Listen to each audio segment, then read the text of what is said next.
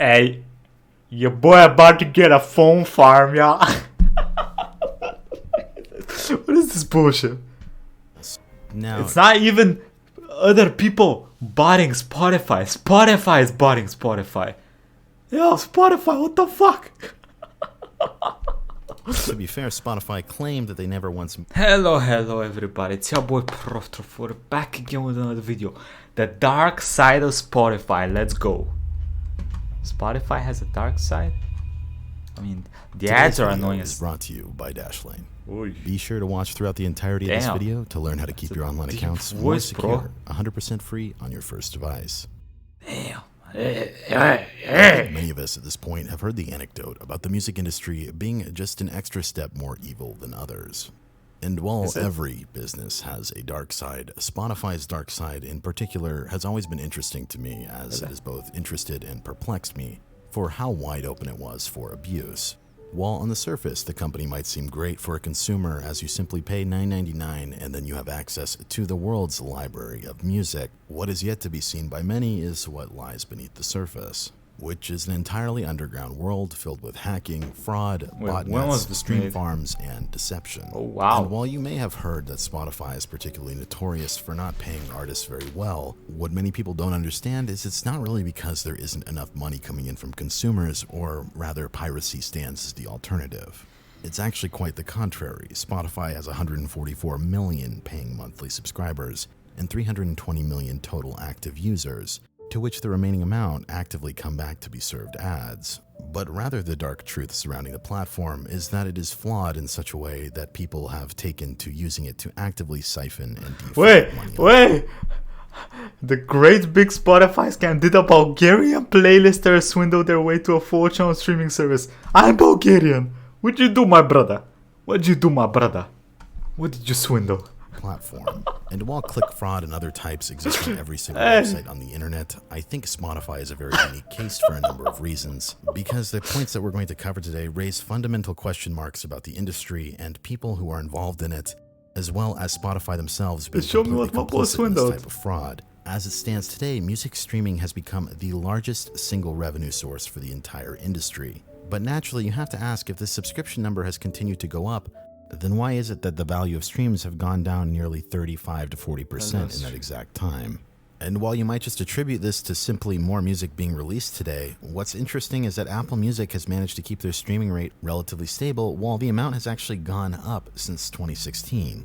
Anybody looking at these numbers can see a clear trend involving devaluing music and Spotify's growth as a company. And for a company that sees no clear path to profitability as long as they can show investors growth, it has made shifting the goalpost for those artists who built the platform a long-standing joke. It's a tale as old as time, and when you dive into the specifics of how the entire operation has been actively allowing money to be stolen away from artists for the sake of pleasing record labels and their monopolies, when you see the full picture here and where money is being redirected, you'll see this clear dark side to Spotify that makes Apple's anti-competitive App Store look like a walk in the park, because at least there's some opportunity for the average person who uses that platform to actually make money.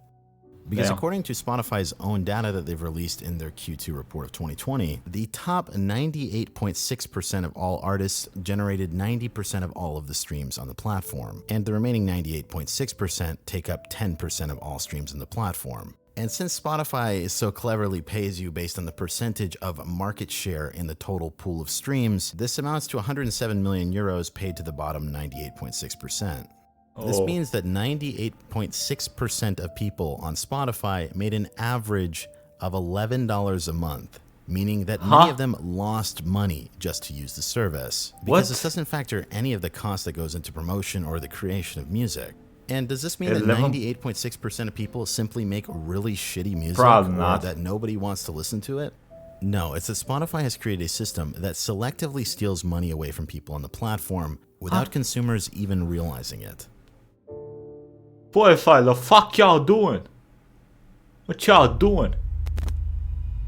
Devaluing music. Okay, first off, listen. I'm not too in depth, and I actually have zero idea how people make music. Like, not besides the huge people like the ones you see everywhere with millions and millions of views. Like, how does an average musician make music? I assume by going on tours and stuff, right?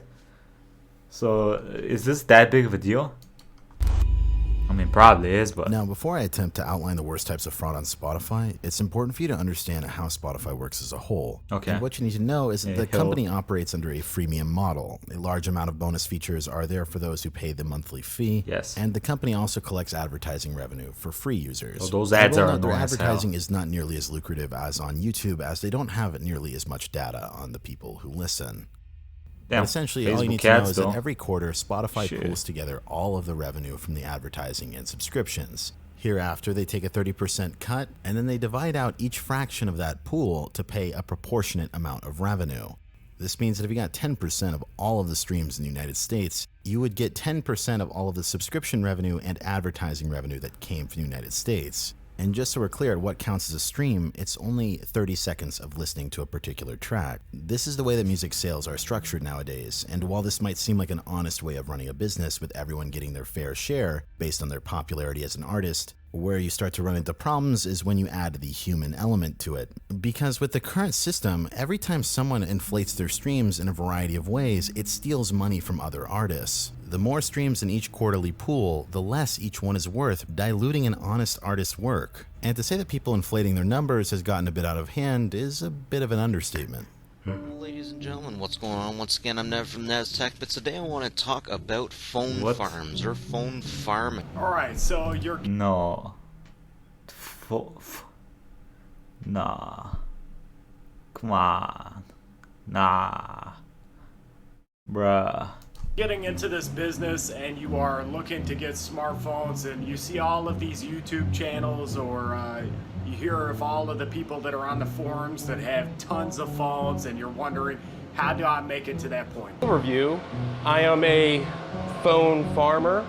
I use smartphone applications, mainly for Android, to run ads and whatnot to make me some money. On this video, Does it work? I want to teach you how to earn money on Spotify, whether you know how to make music or not. Once your music is on Spotify, true. Like, do they have like a? That is actually true. Like, you don't actually need to have made music. Just made a fucking sound and watch your ads, I guess. Huh. Wow. I wonder how. Wow. I mean, listen. Usually, people are not gonna do this shit if they couldn't earn money from it. And since Spotify is getting the cash, they probably give zero fucks about, you know, people doing this shit. this is one of my accounts. This is my meditation audio account. The Spotify plays are high quality and they charge $2 per 1,000. Basically a 50% return on your investment. Every million streams you get $4,000 back. You get about $4,000. 1, 2, 3, 4. Now check out this guy's battle station. I really like what I see here. Once you start generating streams, the Spotify algorithm picks up and it puts you on more popular playlists that will sustain your monthly listeners, right? Hi, today I'm just showing Spotify Plays Booster. Once you have your accounts, which we have a mass account creator. It's an application that pays you to stream music through things like Spotify. Show you how much Spotify is paying out as of January 2021.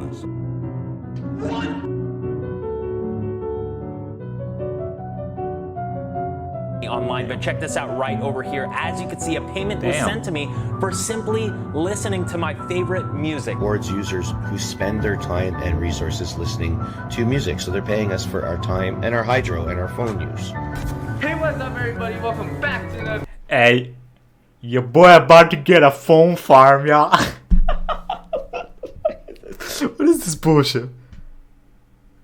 That one up right there. Then we have 2 current musics going, 1 phone that's also turned off, and then 2 AA musics that's actually running. Let it play while you sleep. So don't even listen to the song really and honestly, just let it play in the background. If you are not from the US, you can download a VNP app. Make money, and I took advantage early, and I learned a lot about streaming.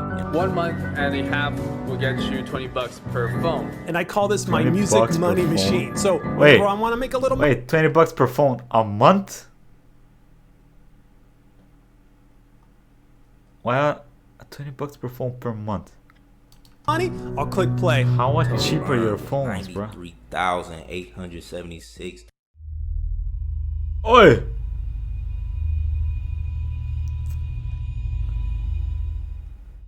At a certain point, you have to ask whether this entire system is even better than piracy, because keep in mind, when you pirated a song back in the day, you just stole from one artist at a time. But now when you inflate your streams, you steal from everybody simultaneously. And that's not even mentioning the fact that you open the door for completely unrelated third parties to steal from you as well. Back in 2017, it's believed a single entity out of Bulgaria stole an entire $1 million off the platform. This occurred when a playlist by the name of Soulful Music, containing 467 tracks, all from unknown artists, had appeared out of nowhere, seeming to climb the charts all the way to number 11 as the top playlist in the US. There were only 1,200 active listeners on this playlist. All of them were legitimate sources of revenue and credit cards, and with an average track duration of 43 seconds, it's believed that they squeezed out anywhere from 72 million to 103 million plays per month. This was all dependent on the main contingency of whether or not the stream farm would skip tracks after 30 seconds. While Spotify stated at the time that they were continuing to invest heavily in refining the processes in which that they would detect this type of fraud, you have to understand that this probably isn't the most urgent issue for them, because with those $12,000 that they got per month extra in revenue, they're kind of incentivized to keep the stream farm thing going. It really doesn't matter to them whether artists lose their money, because at the end of the day, they still get their 30% cut on the top. I'd say Daniel Ek, the CEO of Spotify, cares more about his net worth and shareholders, because the moment that Spotify stops growing is the moment that they're going to stop taking losses and look for profit. And let me ask you this, why would Spotify want to make streaming fair when they could make it competitive and grow even faster? Ultimately, it's up to the labels to fight amongst themselves between who has the biggest. This dude got 5 million phones, bro. Fraudsters Listen, make up a okay, I understand that you earn some cash. What's your fucking energy bill? Like, how much do you pay for like electricity, my guy? Of that pie, it's nothing compared to the record labels themselves at getting numbers up.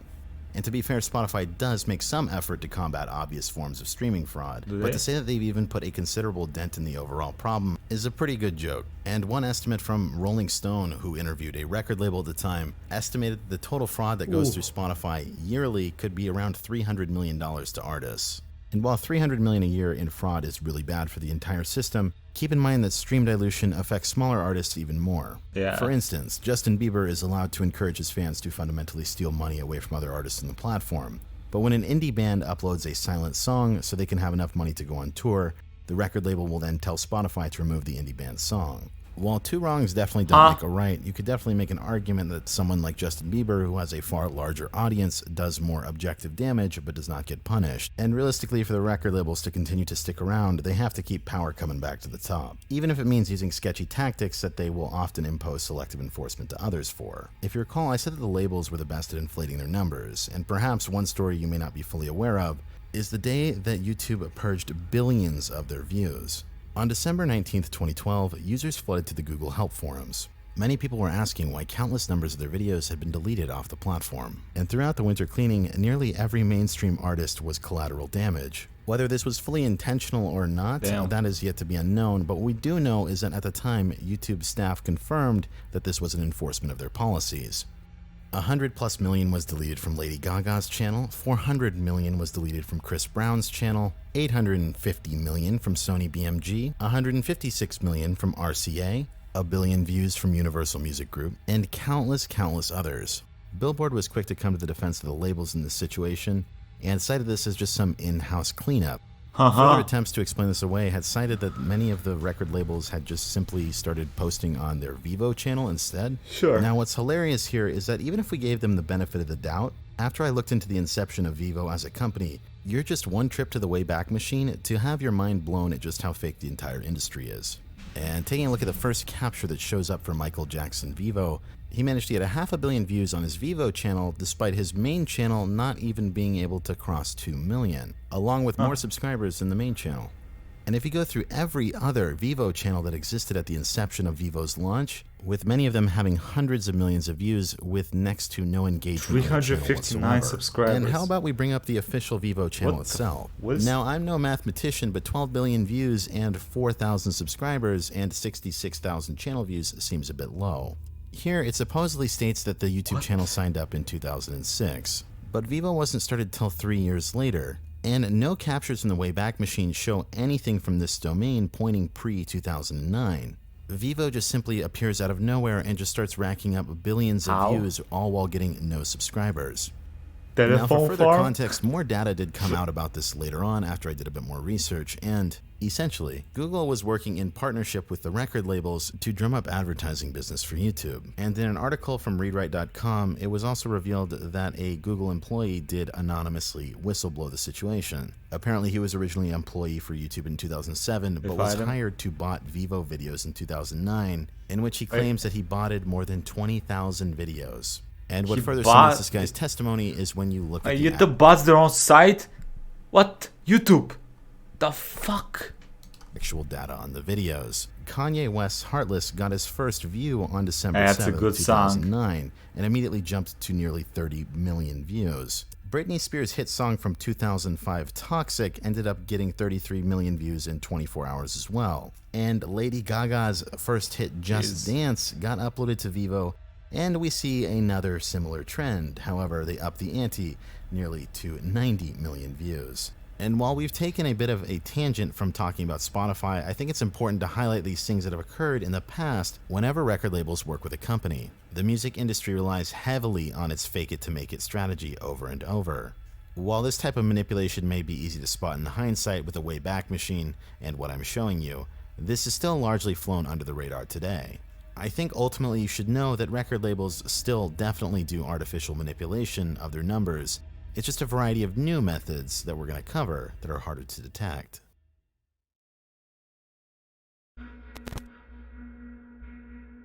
Botnet fraud.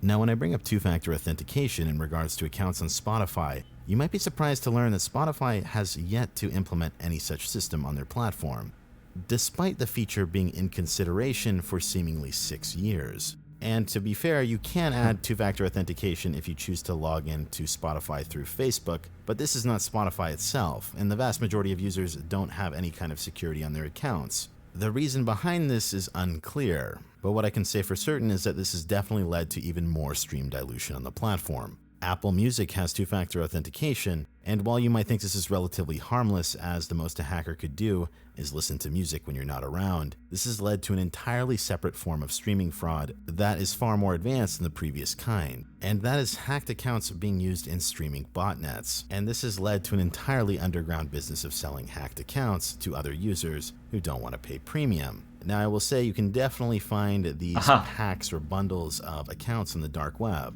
and they're usually compiled with your login information when it is leaked from a database somewhere on the internet. People who end up getting their hands on these individual Wait. Why do people sell Twitch accounts?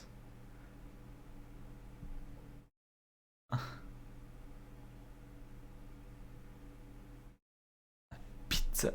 What the hell was this? When it is leaked from a database somewhere on the internet. People who end up getting their hands on these individual database leaks will often try your information against Spotify. Another method for collecting passwords is phishing, and it's usually when you get an email that appears to be from Spotify themselves, but after the email baits you into logging in, your password is then sent off to their database instead, despite looking like an official login. And something you should know is that as far back as 2015, a Vice article demonstrated how to make a streaming botnet that made around $30 a day with free accounts. Now, while regular streaming fraud is already rampant on Spotify, there are actually Yo, Vice actually still work, bro? a few more benefits that seem to exist from having hacked accounts on botnets. For one, it doesn't require any phones, but rather just a bit of coding knowledge. And with the hacked accounts, the streams are more valuable than free accounts. Furthermore, if you were to use your own credit card to set up 10 different Spotify accounts and pay for it yourself, then it would likely get detected by Spotify themselves and they would shut you down. But with this method, you can anonymously boost artist streams through hacked accounts, and the artist can then turn around and say, I have no idea what you're talking about. And for the record, I'm not condoning this is simply for educational purposes with this whole video. I need to educate myself. This is far more illegal as it involves the unauthorized access of people's accounts. But it does appear that there may be some evidence that could allegedly lead you to believe that some people have been participating in this behavior. And this is far more concerning because it raises some potential questions about money laundering on Spotify, which we will touch on in a bit. But the story I have for you regarding this particular instance comes from French Montana. Now, this song was released on September 27th, 2019. The song completely flopped, despite having 2 top artists on the track. Now, the song still managed to chart for 5 weeks, but eventually left the top 200 on Spotify. Then, 3 weeks later, it reached a new peak on Spotify, coming in at the top 21 spot. And this is interesting because a couple posts had started to gain some traction on TikTok, which were kind of used as a decoy to essentially make it seem like the song was getting popular again. And it was at this time that many people started to notice and talk about on Twitter, where many people were complaining to Spotify that their accounts were being hacked and repeatedly streaming French Montana song. Now, what made this more of a dead giveaway than it needed to be was that if the song was in fact gaining momentum again, you'd expect the streams to come back on both platforms, Apple Music and Spotify. But the song was at 1,192 on Apple Music, and had only been going down. Now, French Montana ended up blaming 50 Cent in a very bizarre twist of events, and what makes this very hard to believe is that they only started arguing or had gotten into a conflict a couple of days prior, but the streams were bought long before that, according to the screenshots from the users on Twitter. Now, I honestly doubt that French Montana bought the streams personally, as it was likely someone from his management, but at a certain point you have to ask if top artists are cheating the system in this way. It sets them up with perfect plausible deniability that would never result in any actual punishment. Just for perspective here though, if Justin Bieber was upfront willing to manipulate his song to the top, then you can imagine what goes on behind closed doors. Now, I decided to dig deeper to see if I could find any other recorded instances of this, and goddamn, it does appear to be far more common than I thought. Really? Now, I actually asked you guys on Twitter a while back, and if you take out the people who don't use Spotify here, about 20% of you who do use Spotify said that your account was hacked at least sometime in the past. Well, and I did find actual video. That is actually a pretty fucking scary 13%. That's a pretty high amount. How many people is this? 1,600. 20% of you who do use Spotify said that your account was hacked at least sometime in the past. And I did find actual video evidence of someone's account being hacked in this case from another YouTuber by the name of John Sign, and he documented the behavior on camera to basically see how the bot functions, and I'll let him tell you in this particular instance. Yes, John? And in my case, the phone also always switched to a Chrome browser, because, I mean, if you do those fakes, you do it on a Windows PC, that's the easiest, or play it on Sonos, so it always switched the sound to a Chrome browser. And also the last couple of days, I had time to look a little deeper into those 7 minutes that I recorded of the behavior of that phone, and I found out that it switches every 40 seconds, like exactly every 40 seconds. And as we all know, Spotify counts after 30 seconds a song as a play and gives money to that person. And it didn't matter where I switched to, it always did the same thing. It searched for that song and it hit play on that song. So I'm 100% sure someone programmed this phone that got hacked to behave this way.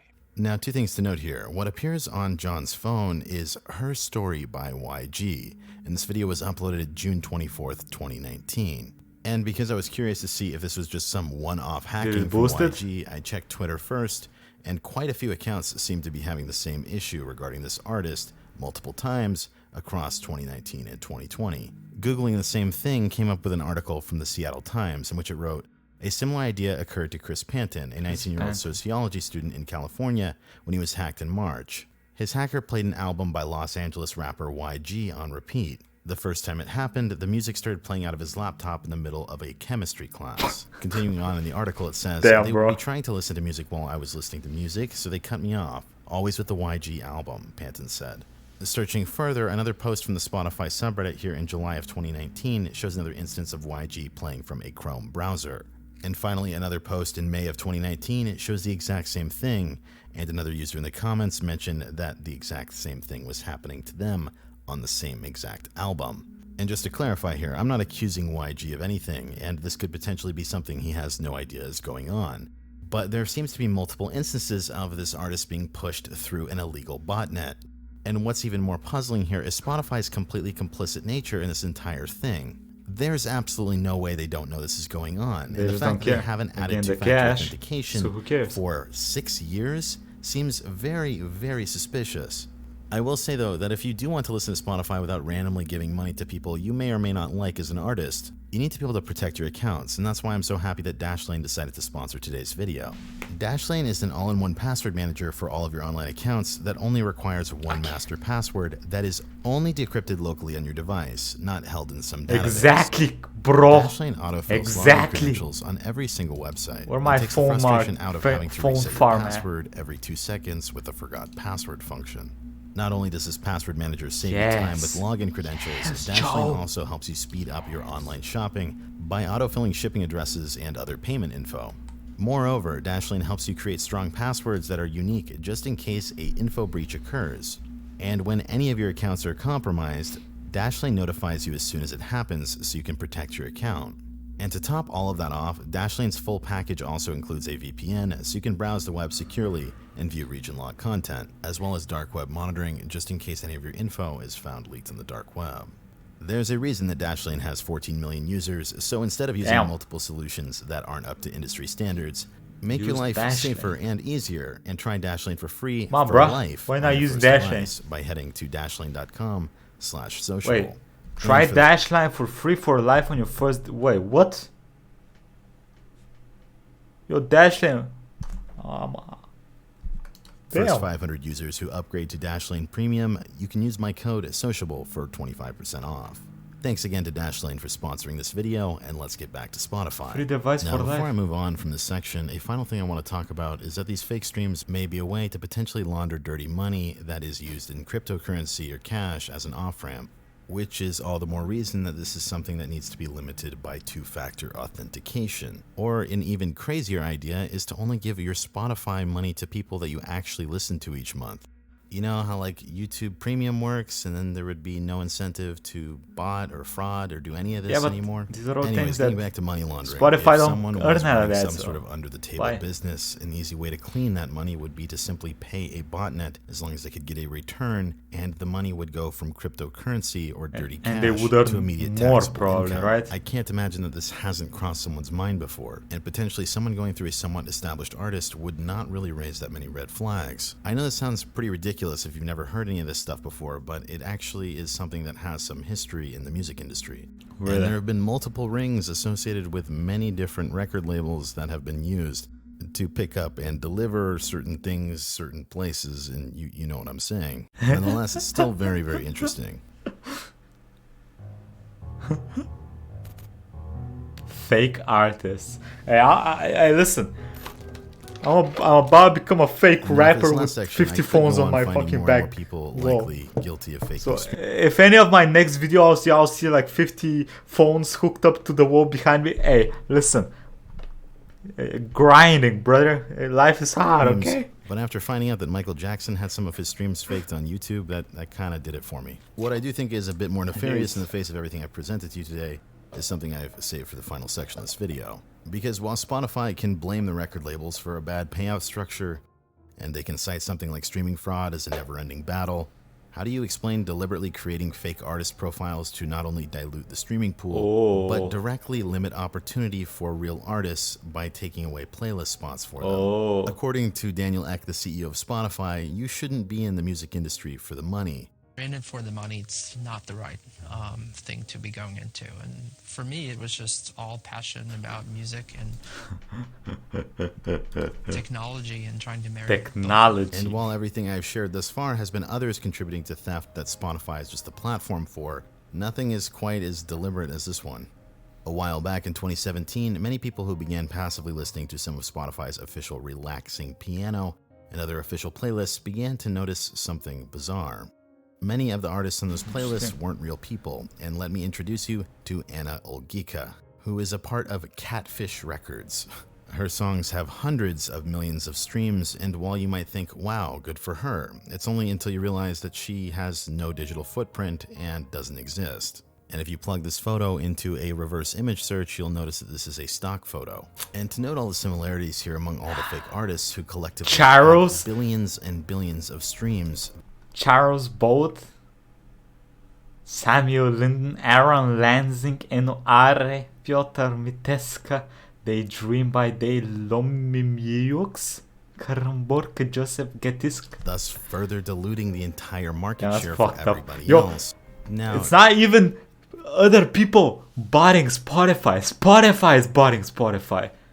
Yo, Spotify, what the fuck?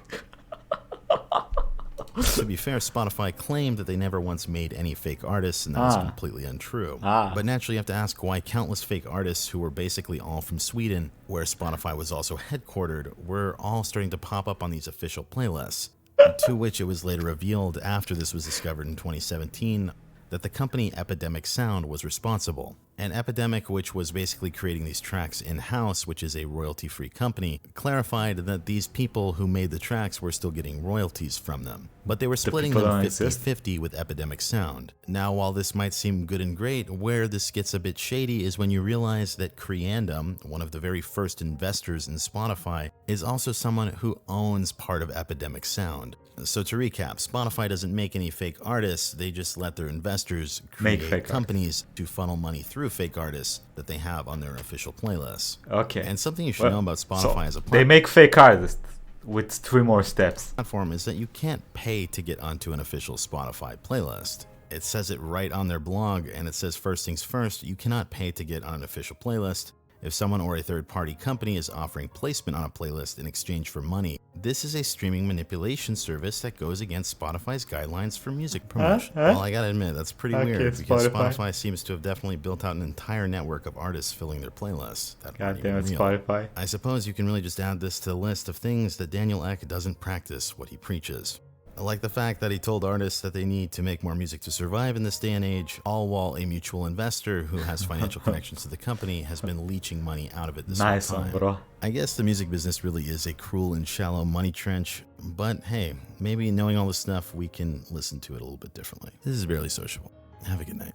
Oh, yo, just ending like this. God damn, whoa, I didn't know Spotify. Listen, I don't really listen to Spotify. Listen, I ain't gonna pay $5 so you don't put ads on my songs, okay? Bro, that ain't gonna happen, okay? So, I'm poor, okay? I need to save my cash. Maybe... Jesus, phone farming. I might need to look into that shit. If anyone... Okay, questions for y'all. Have you ever had your Spotify hacked? Have you ever heard of this before this video? Spotify farming phone strategy for cash? It was only at 1K a month. The fuck? Bro, that's a lot of cash, y'all. Anyway, I'll leave y'all with that. I'll leave y'all with that. Anyway, quick thank you to the YouTube members and Patreons. Thank you all for the support. Hope y'all enjoyed this video, and I'll catch y'all next time. Bye-bye.